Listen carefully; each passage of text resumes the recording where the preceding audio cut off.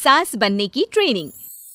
सुधा के बेटे की शादी होने वाली थी और वो इतनी एक्साइटेड थी कि आज मैं ऊपर आसमां नीचे, आज मैं आगे जमाना है पीछे। अरे हाँ भाग्यवान, तू सबसे आगे ही है। लेकिन हुआ क्या है? सास बनने वाली हूँ मैं। अरे घर में एक नया सदस्य आ जाएगा, कितना अच्छा लगेगा ना। आप और राहुल तो ऑफिस चले जाते थे और मैं पागल की तरह घर में अकेली। अब तो मेरा साथ देने वाली आ रही है इस घर में। बहुत बहुत बहुत खुश हूँ मैं। ओहो ठीक है बेगम, लेकिन अपनी खुशी को लगाम लगा कर रखो।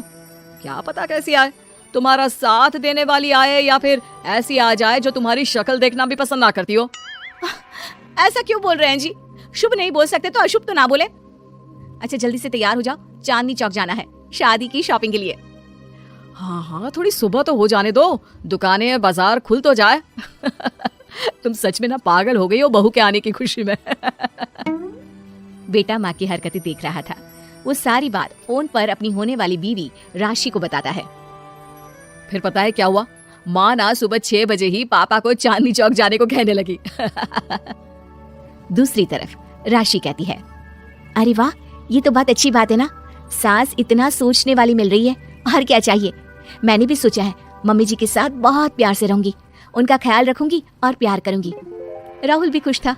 लेकिन बाजार में सुधा जी और उनके पति को एक अजीब सी दुकान दिखती है जिसके बाहर लिखा होता है, हमारे यहाँ सास बनने की ट्रेनिंग दी जाती है। ये देखिए जरा, लग रहा है आजकल के लोगों को कोई काम नहीं है। अरे सास बनने की भी ट्रेनिंग होती है क्या? दुकान के सामने एक पिंजरा था, उसमें एक तोता बंद था।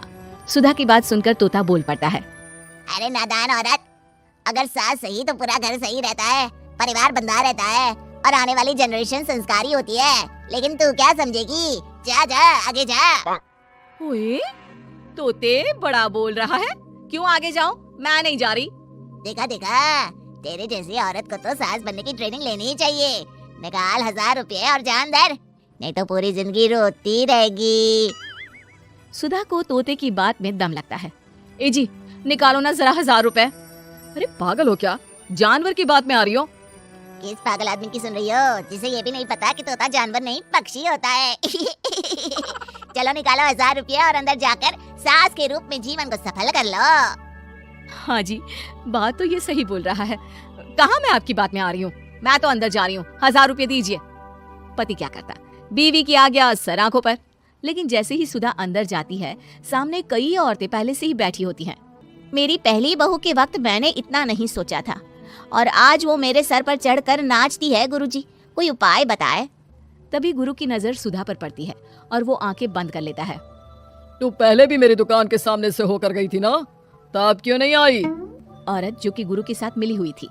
महाराज, तब पता नहीं था कि सच में सास बनने की भी ट्रेनिंग लेनी होती है। लगा था घर में कोई सदस्य आ रहा है जो सारा दिन मेरे साथ रहेगी, लेकिन ऐसा तो कुछ भी नहीं हुआ गुरुजी। चल फिर पैकेज लेकर 20,000 वाला कल से आ जाना।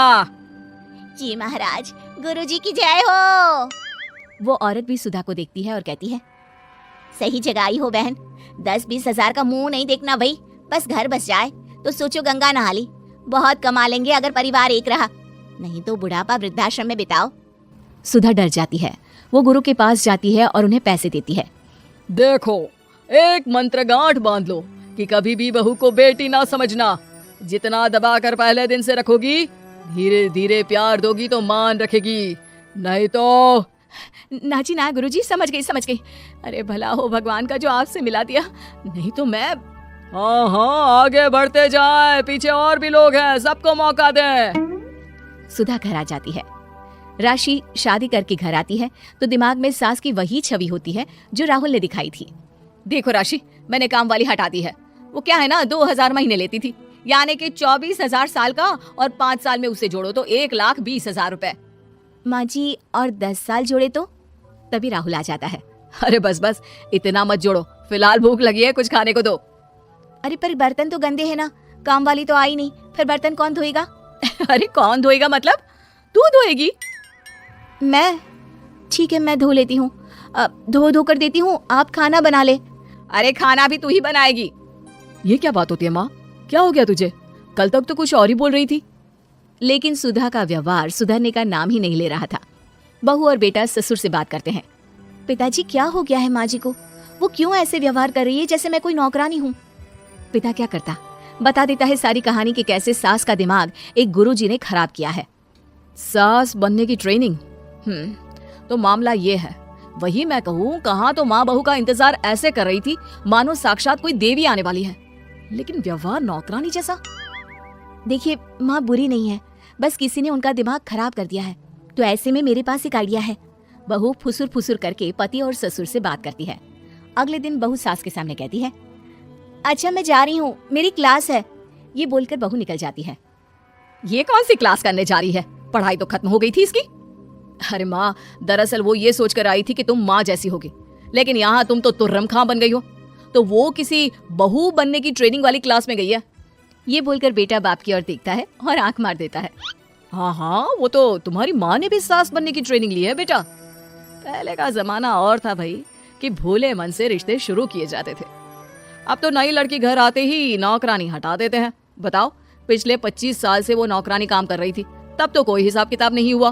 अरे पापा, आप भी माँ को बोल रहे हैं? अरे माना, वो माँ समझ कर आई, घर में खुशहाली रखने के लिए हमेशा आप लोगों के साथ उठती बैठती, माँ को कभी जवाब नहीं दिया।